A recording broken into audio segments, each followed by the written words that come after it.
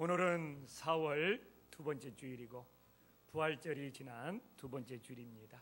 요새 지방선거철이 다가오자 그래도 우리나라가 많이 건강해진 것 같아요. 후보들이 공약들을 내세우면서 유권자들의 표심을 잡으려고 합니다. 그런데 오늘 성경에 등장하는 다윗도 왕이 되기 전에 백성들에게 공약을 제시했습니다.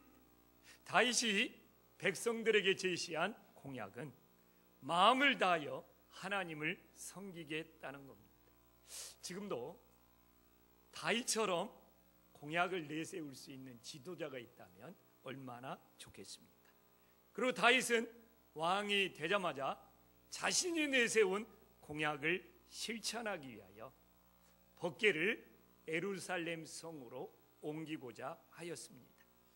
왜 다윗이 왕이 되면 실천 공약 1호로 법궤를 예루살렘 성으로 옮기려고 하였습니까? 전직 대통령 이전에 사울 왕의 실패한 이유를 정확히 진단을 하였습니다. 역대상 13장 3절에 보면 다윗이 왕이 되어 사울 왕이 왜 실패를 했을까? 하나님의 궤 앞에서 묻는 기도를 드리지 않는 것이 이전 대통령, 이전 왕의 실패였다.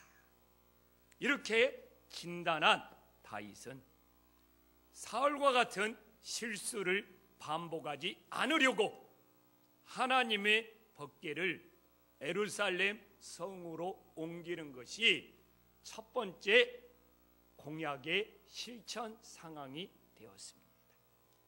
그러므로 다윗은 마음을 다해서 하나님의 법궤를 예루살렘 성으로 옮기고 바로 오늘 역대상 16장이 하나님께 예배드리고 있는 모습을 보여주고 있습니다. 그는 법궤를 예루살렘 성으로 옮기자마자 그 법궤 앞에서 마음을 다해 하나님께 예배를 드렸고 우리가 읽었던 37절부터 43절까지 이제 하나님의 법궤 앞에서 헌신할 수 있는 믿음의 사람들을 세우고 있습니다. 오늘 하나님의 말씀을 묵상하면 우리들이 하나님께 어떻게 예배드리고 어떻게 섬겨야 되는지를 깨달을 수가 있습니다. 그래서 우리 오늘 성도님들과 함께 오늘 본문을 묵상하면서 우리가 하나님을 어떻게 섬겨야 되는지 깨닫고 우리들의 삶에 적용할 수 있는 소중한 시간, 은혜로운 시간이 될 수 있기를 간절히 소망합니다. 다윗은 법궤를 예루살렘 성으로 옮긴 후에 본인이 모든 일을 다 할 수가 없잖아요. 그래서 하나님의 법궤를 섬길 수 있는 믿음의 동역자를 세웠습니다. 다윗이 하나님의 법궤를 세우고 헌신하고 섬기기 위하여 다윗이 동역자로 세웠던 세 인물이 있습니다. 바로 아삭과 여두둔과 헤만이었습니다.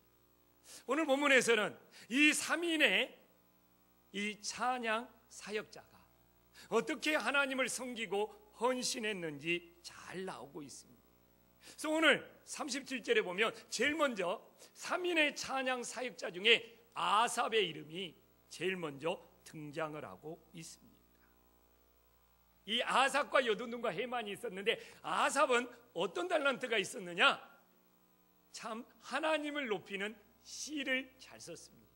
그래서 아삽의 시가 시편에 다윗 다음으로 많이 나오고 있습니다. 우리가 시편을 보면 아삽이 기록한 시가 12편이나 나오고 있습니다. 아삽은 참으로 작사를 잘하는 달란트를 가지고 있었습니다. 아삽이 작사를 참 잘하면 곡을 쓰는 사람이 있었습니다.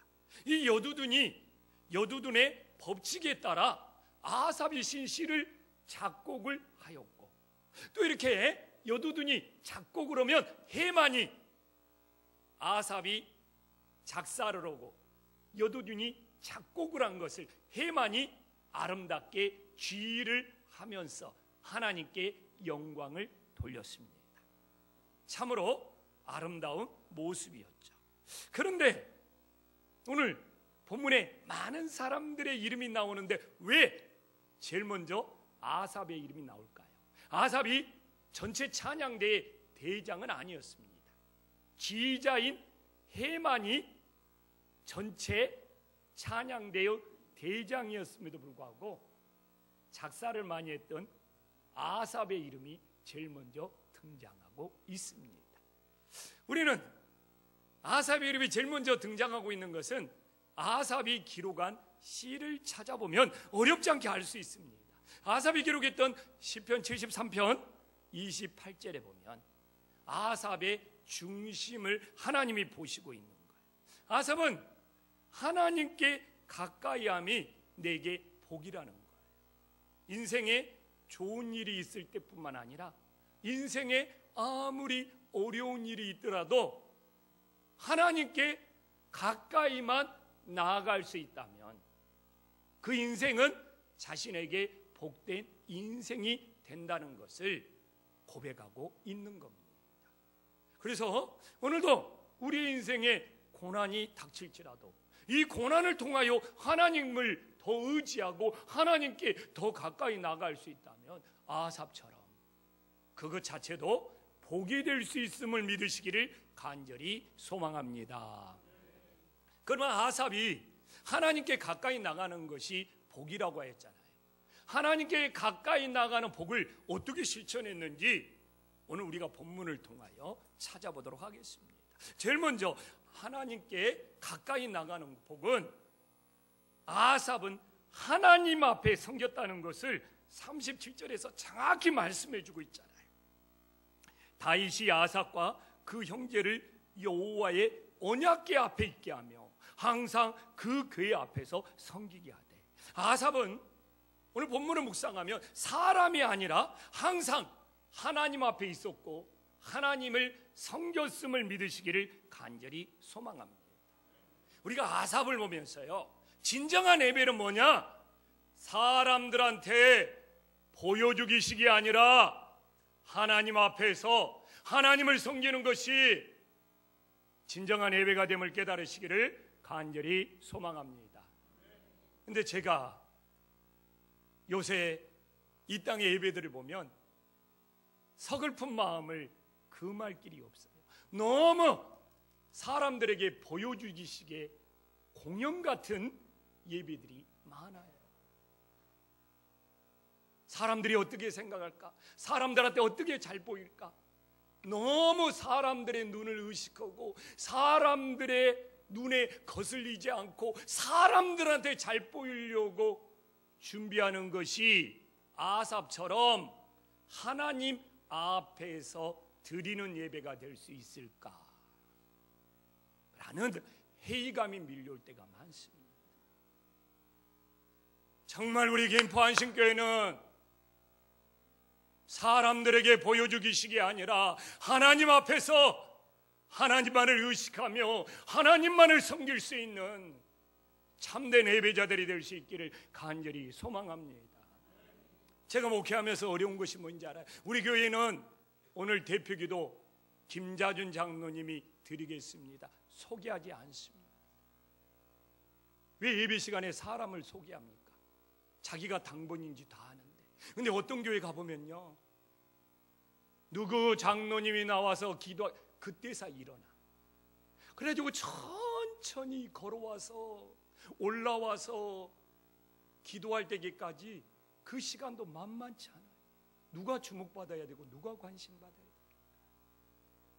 예배자는 준비되어서 하나님 앞에 드려져야 되는 거예요. 그리고 오늘 우리들이 드리는 것이 다 하나님 앞에 드리는 거 아닙니까? 어떤 교회 가보면 헌금 드린 사람 이름을 일일이 불러주고 있어요. 사실 지금도 그런 게 많잖아요. 그래가지고 자기 이름 안 부르면 시험 들고 헌금을 헌해만 해. 사실 이런 문제 일어나지 않습니까? 또 교회에서 뭔가 떡을 내고 뭔가 봉사하면 누가 오늘 떡 냈습니다 이름을 불러줘야 돼. 우리는 정말 우리 김포안심교회가 그런 걸 안 하려고 하니까 힘들어. 근데 저는 진짜가 되어보자 이거죠. 사람들한테 보여주기식이 아니라 하나님 앞에서 하나님을 드리는 그런 믿음의 고백, 신앙 고백으로 성숙해보자 이거죠. 근데 성도님들이 이것에 불만을 가지면 우리 교회가 퇴보할 수밖에 없는 거예요.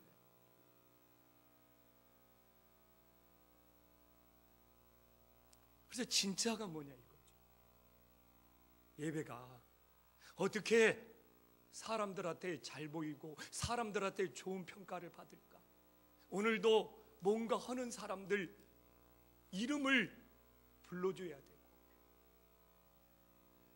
누가 뭐 냈다고 소개해 줘야 되고, 이것이 하나님 앞에 서서 하나님만 섬기는 건지, 사람들을 의식하고 사람들에게 보여주는 건지, 우리가 어린아이 믿음이 되지 말고 장성한 믿음이 되어서 진짜 오늘 예배도 사람이 아니라 하나님만 바라보며 나아갈 수 있기를 간절히 소망합니다. 또한 아삽을 봐보십시오. 37절에 날마다 하나님을 섬겼다고 나오고 있습니다. 날마다 그 일대로 하겠다. 아삽처럼 하나님은 날마다 만나고 날마다 섬기는 믿음이 되어야 되는 거예요. 그는 어떤 사람들 보면 과거에 무엇을 했다고 말은 많은데 날마다 하나님을 만나고 섬기는 것이 현재는 없는 거예요. 저는 예전에 무엇을 했다는 것도 중요하지만 날마다 하나님을 만나고 있는 것이 있어야 될 거 아니에요. 또 어떤 사람은 나중에 여기다는 거예요. 지금은 바빠서 나 나중에 성가대 들어가고 나중에 봉사하고 나중에 여기다는 거예요. 그래서 또 날마다의 믿음이, 날마다의 신앙이 없는 거예요. 왜 하나님께서 이스라엘 백성들에게 광야에서 새벽마다 매일매일 날마다 만나를 내려주었겠습니까? 만나가 신기해요. 어제의 만나를 오늘까지 남겨두면 썩어버려요. 먹을 수가 없어요. 그래서 하늘에서 내려오는 만나는 매일매일 수확해서 매일매일 날마다 먹어야지, 어제 거 오늘까지 남겨둬서 먹으려고 하면 썩어요. 부패해서 먹을 수가 없어요. 예수님도 십자가를 지고 따를 때 날마다 자기 십자가를 지고 따르라고 날마다를 강조하고 있어요. 예수님의 제자가 되고 싶느냐? 자기 십자가를 지고 날마다 따르라는 겁니다. 그러나 이 땅에 갈수록 어쩌다가 한 번은 있을 수 있지만, 주일날에 한 번은 있을 수 있지만 날마다의 신앙이 말라가고 있음을 우리들이 부인할 수가 없습니다. 오늘 우리가 아삽처럼 날마다 변함없이 하나님을 만나고 하나님을 섬기는 거룩한 신앙이 될 수 있기를 간절히 소망합니다. 또한 아삽 봐보십시오. 그날의 일에 따라 섬겼습니다. 오늘 본문의 37절에 날마다 그 일대로 하게 하였다는 것은 그날에 따라, 그날 보면 그날의 일이 있을 거 아니에요. 그래서 필요한 것을 섬겼다는 겁니다. 이야기는 어떤 의미냐? 아삽이 항상 고정적으로 자기 일만 했다는 것이 아닙니다. 오늘은 내가 맡은 것이 있는데 다음 날은 내가 맡은 것이 없을 수도 있어요. 그럴 때는 그 일에 따라 자기가 필요한 것을 찾아서 섬겼다는 겁니다. 이것이 진정한 섬김 아닙니까? 우리는 신앙생활할 때 자기가 맡은 순번이 있으면 와서 열심히 하는데 자기 순번 없으면 참석조차 안 하는 경우가 많잖아요. 오늘은 내가 맡은 거 없어. 근데 진짜는 아삽처럼 내가 정기적으로 맡아서 섬기는 것도 있지만 오늘은 맡아서 섬기는 것이 없을지라도 하나님께 나와 부족함을 채워주고 필요한 것을 채워주는 그 믿음이 진정한 섬김이 됨을 믿으시기를 간절히 소망합니다. 그러니까 아삽이 날마다 신앙이 될 수 있는 것이죠. 자기가 맡을 때만 나오면, 자기 순번 때만 나오면 날마다의 신앙은 될 수가 없는 거예요. 그럼 우리는 예배 시간에 오늘은 내가 뭔 순번을 맡았고 오늘은 내가 뭔 책임을 맡았기 때문에 나와. 그러나 그 순번, 그 책임이 없으면 안 나오는 경우가 많잖아요. 그러면 그런 사람에게는 매번 그 사람에게 순번을 정해줘야 됩니까? 그런 사람 있으면 매주 황성재 목사님 그 사람에게는 수요일 특송자 이름으로 올려주세요. 그러면 수요일에 한 번도 안 빠지고 나오지. 그러면 저는 한 목사가 설교할 때는 예배 드리지 말아야 합니까? 우리 황성재 목사가 예배 드릴지라도 제가 나와서 설교를 듣고 예배를 드리면서 한 목사 설교하는데 무슨 불편함이 없냐? 무슨 부족한 것이 없느냐? 그 필요를 채워주는 것이 진짜 섬김이 되는 것이죠. 아삽이 이랬다는 겁니다. 그 일에 따라서 필요한 것이 있으면 자기 순번이 아니더라도 그걸 섬겼던 그런 아삽의 섬김을, 아삽의 날마다 하나님 앞에 섬겼던 그 믿음을 본받을 수 있기를 간절히 소망합니다. 그리고 오늘 우리가 또 3인의 찬송 사역자 중에 헤만이 나오고 있지 않습니까? 아삽이 시를 잘 써서 작사를 잘했다면 헤만은 참으로 지휘를 잘했던 찬양 사역자였습니다.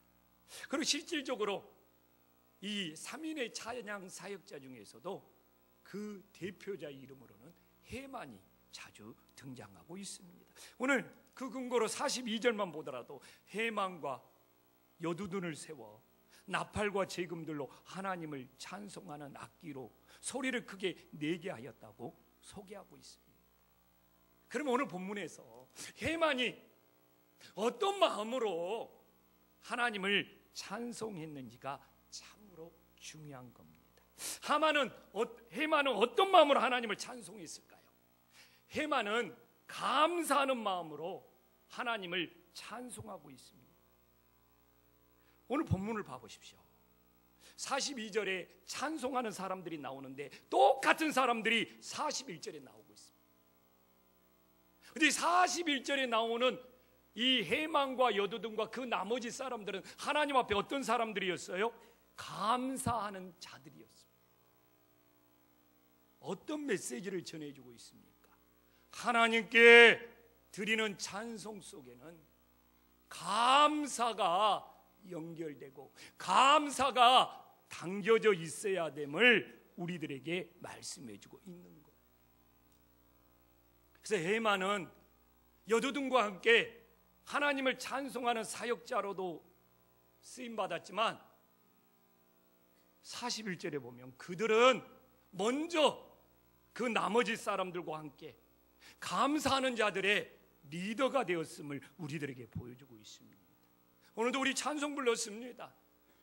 앉아서 다 함께도 찬송 부르고 성가대도 부르고, 근데 우리들이 진짜 이 찬송 속에 감사하는 마음을 헤만처럼 담아보자 그 관심이 있었느냐.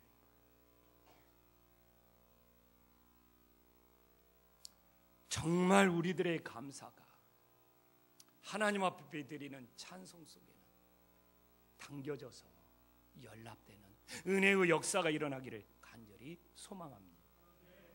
또한 헤만의 찬송에는요 진실함이 담겨져 있습니다. 뭘로 알 수 있느냐? 헤만이라는 이름의 뜻이 진실함이에요. 진실함. 근데 헤만이 가족사의 배경이 있어요. 할아버지가 누구였냐면 위대한 선지자 사무엘이었어요. 근데 아버지는 또 누구였느냐?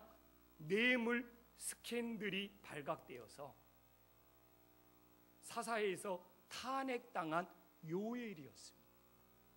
할아버지로 보면 청빈하고 검소해서 하나님의 위대한 선지자 사무엘로 쓰임받았는데, 아버지 요엘을 보면 사무엘상 8장 2절과 3절에 나오지만 아버지는 자신의 이익에 따라 작은아버지와 함께 뇌물 사건에 연루되어 가지고 백성들에게 탄핵을 받은 인물로 나옵니다. 자, 그런데 헤만의 이름의 뜻이 진실함을 보여. 아버지 요엘의 길이 아니야, 한아버지 사무엘의 길을 따랐음을 우리들이 어렵지 않게 짐작을 할 수 있습니다. 한아버지 사무엘은 너무 청빈했어요. 그래서 그 가정이 힘들었나 봐요. 그래서 이 헤만의 아버지는 너무 사무엘이 청빈하고 검소하게 살다 보니까 거기에 대한 반발심으로 나는 좀 잘 살아야 돼, 나는 좀 이득을 챙겨야 돼, 그러다가 뇌물 사건에 연루되어서 탄핵을 받았나 봅니다. 참 그런 일이 이렇게 생기나 봐요.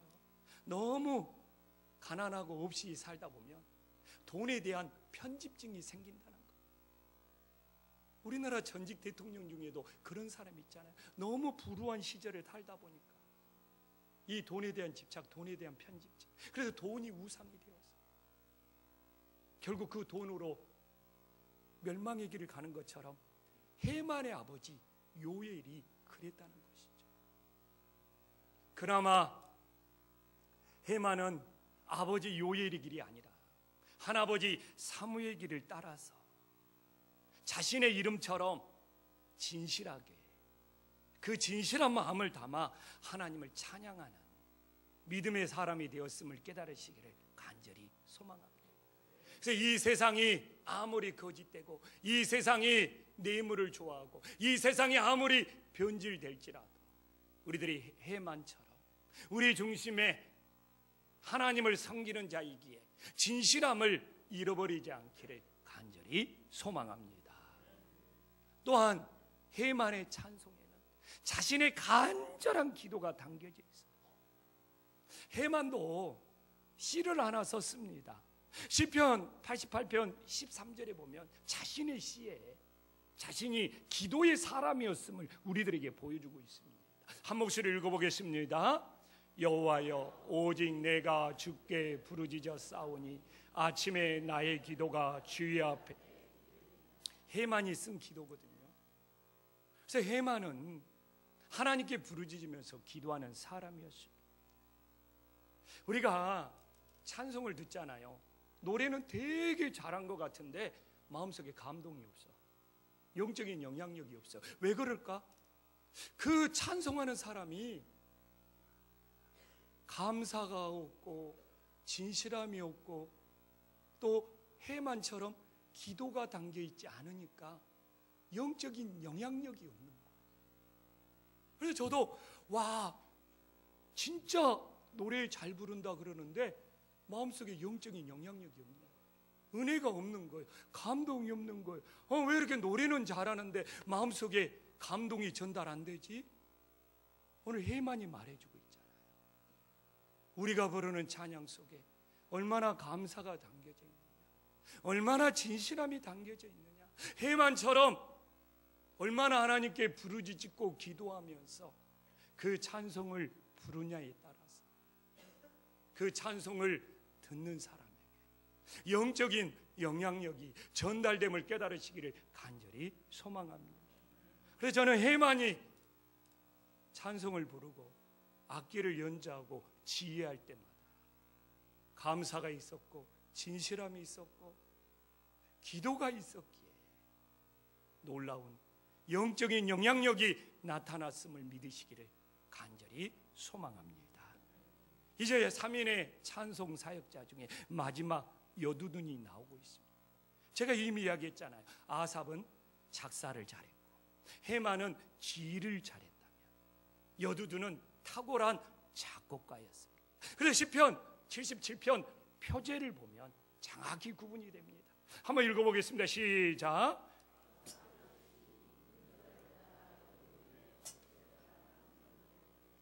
예, 이렇게 아삽이 작사를 아름다운 시로 했습니다.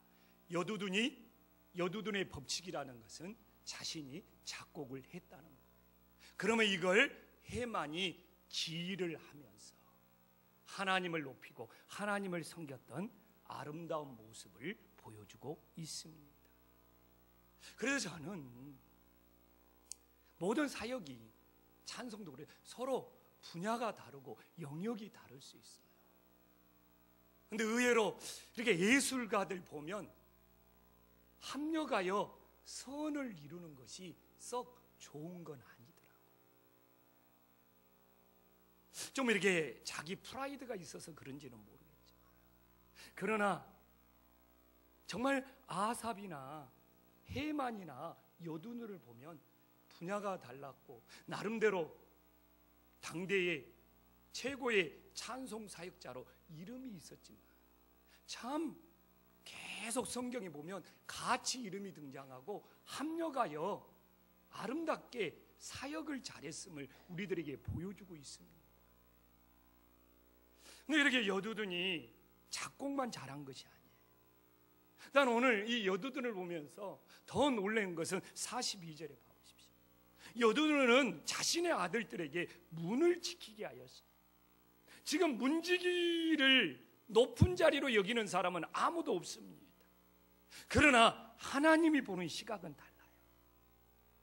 오늘 38절과 39절을 한번 같이 봐볼까요? 38절과 39절을 같이 봐봅니다. 어떻게 나와 있습니까? 38절에 문지기 소기가 나온 다음에 말씀 바르게 떴어요. 39절에 제사장이 나오고 있어요. 이게 하나님의 시각이에요. 난 놀랐어요. 이름이 먼저 나온 거 의미 있어요. 구약 성경에서는 중요합니다. 바나바와 바울, 처음에는 바나바 이름이 앞에 나와요. 바울이 더 열심히 선교하니까 바울과 바나바로 이름 순서가 바뀌어요. 오늘 이 제사장보다도 제일 밑바닥에서 하찮은 일을 하는 문지기 여두둔의 아들 오베데돔과 호사의 이름이 더 먼저 나오고 있다는 것에 우리는 주목해야 합니다. 참 여두둔이 지금 한국은 무엇입니까? 자녀들을 높은 자리에 올려보내려고 공부만 시킵니다. 그러나 여두둔의 이 사고, 너희들이 하나님의 성막에서 하나님의 성지기에서 문지기의 삶이라도 소중하게 여기면서 시킬 수 있는, 참 저는 여두둔과 같은 그런 믿음의 부모가 필요하다고 생각을 합니다. 여기에서가 아니에요. 지난번 교회에서 제가 학생들과 함께 교회 마당 눈을 치운 적이 있었어요. 근데 참 재밌게 눈을 치웠어요. 막 서로 눈싸움도 오고 또 이글루처럼 눈으로 막 집도 만들고, 그들에게는 굉장히 좋은 추억이었다고 생각을 합니다. 근데 그날 밤에 우리 아내에게 전화가 온 거예요. 어떻게 목사님이 학생들한테 교회 마당 눈을 치우라고 할 수 있었느냐고, 우리 교회 집사님이. 근데 아이는 즐거운 마음에 부모에게 말했어요. 오늘 목사님이랑 눈싸움 하면서 그냥 마당도 치우면서 제가 간식도 충분히 사줬거든요. 그리고 막 이글로 만들어서 그 안에 들락날락 하다 보니까 옷이 젖죠. 그러니까 교회에 항의 전화가 오고, 부모가 오늘 여두둔처럼 너 참 목사님이랑 교회 마당도 치우고 너 정말 귀한 일 했네, 하나님이 너에게 큰 은혜 큰 복을 주셨을 거야, 이렇게 말했으면 얼마나 은혜 받았습니까? 근데 이 앞에서 그냥 옆에서 바로 전화 넣어가지고 어떻게 우리 애를 눈 치우는 일에 시킬 수 있느냐고 그냥. 그래서 우리 아내가 얘들이 놀았던 이글로 그 눈집 이런 거 찍어갖고 이런 데서 이렇게 재밌게 놀았습니다, 사진까지 찍어서 보내주면서 해명하는 사건이 있었다니까. 요새 어떤 부모가 자기 자녀 데리고 와서 우리 교회에 이 하나님의 성전 함께 청소하자, 우리 함께 좀 이렇게 쓸고 닦자, 이런 부모가 누가 있습니까? 너 공부해, 너 학원 가, 너 높은 자리에 올라가야 돼. 우리는 사실 이런 시대에 살고 있습니다. 그래서 저는 오늘 참 여두둔이 진짜 자신뿐만 아니라 자녀들 신앙교육을 잘 시켰구나.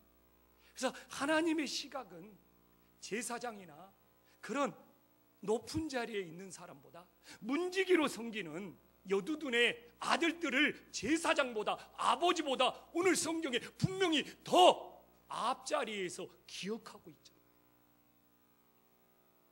세상의 눈은 문지기가 제일 밑자리일 줄 모르지만 하나님의 눈에는 제사장보다도 더, 아버지보다도 더 문지기 생활을 하는 오베돔과 호사의 이름을 더 앞에 하나님은 기억하고 있음을 우리들에게 보여주고 있습니다. 저는 우리 항성재 목사님이 좋아요. 왜? 문지기처럼 섬기니까요. 교인들이 부탁하거나 내가 부탁하면 그냥 항상 웃으면서 털털하면서 그냥 문지기처럼 섬기는 그 모습이 좋아요. 그래가지고 진짜 중요한 일을 가끔 놓쳐버릴 때가 있어서 그렇지. 이게 너무 문지기처럼 일만 시키지 마세요. 착해갖고 거절을 못해요. 그래서 본인이 중요한 일이 급하면 내가 노후할지도 알아야 된다 이렇게 가르치는데 타고난 성격이 좋아서 잘 안 된다고 그래요.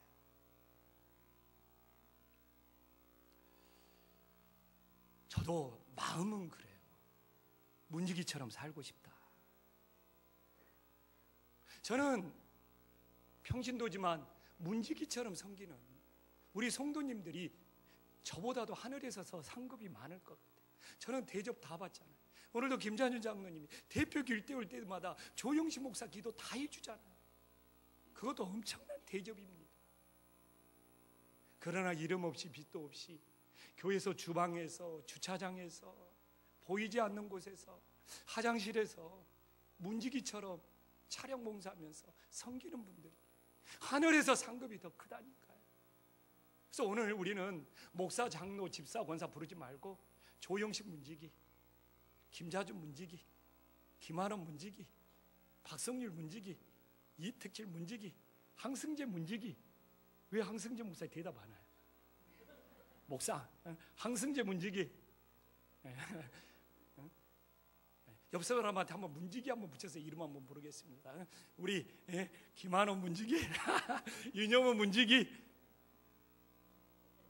이것이 더 좋은 호칭 아닙니까? 이런 마음으로 신앙생활을 할 때 그 신앙이 내가 뭐 어떤 자리에 있네, 대접 받았네, 못 받았네가 아니고 더 감사한 신앙이 됨을 깨달으시기를 간절히 소망합니다. 정말 우리 자녀들도 높은 자리에만 올라가는 것이 아니라 하나님 앞에서는 문지기처럼 섬겨야 된다는 것을 가르칠 수 있는, 그래서 금년에는 한 번씩이라도 내 자녀들을 데리고 와서 함께 교회도 닦고 청소해 볼 수 있는 그 문지기 신앙으로 교육시킬 때 그 자녀들이 더 위대한 믿음의 인물이 될 수 있음을 깨달으시기를 간절히 소망합니다. 저도 사실 그래요. 이 말씀 묵상하면서 올 여름방학 때는 내가 내 자녀들과 함께 교회에서 화장실 청소도 오고 한번 섬겨봐야 되겠다. 진짜 이 말씀 묵상하면서 내 마음속에 기도 제목으로 담아놨습니다. 이제 우리는 이 말씀을 듣고 다 집으로 돌아가야 됩니다. 그래서 집으로 돌아갈 때 우리의 마음의 자세 하나만 살펴보고 오늘 말씀을 마무리할까 합니다. 43절에 다윗이 모든 예배를 마치고 돌아가는 마음이 잘 나와 있습니다. 자, 한 목소리 읽어보겠습니다. 시작.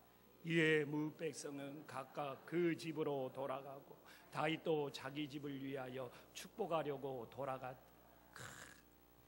예배를 드리고 돌아가는데 백성들과 다윗의 마음이 왜 이렇게 다르죠? 백성들은 집으로 돌아가는 글에 급급했습니다. 야, 나 축복받았다 좋아했다고 돌아갈 수 있었죠. 근데 다윗 봐보십시오. 축복하는 자로 돌아가고 있습니다. 축복을 받는 자가 아니고 다윗 봐보십시오. 나 우리 집 가서 축복을 해야 되겠다. 근데 한국교회가 축복 받는 일에는 열심이지만 다윗처럼 축복하는 자의 삶은 살지 못하고 있잖아요. 뭐 조영식 문지기가 뭐 가진 거 있습니까? 없어요. 그러나 저는 오늘 우리 성도님들 하나님의 이름으로 축복하는 자는 될 수 있다는 것이죠.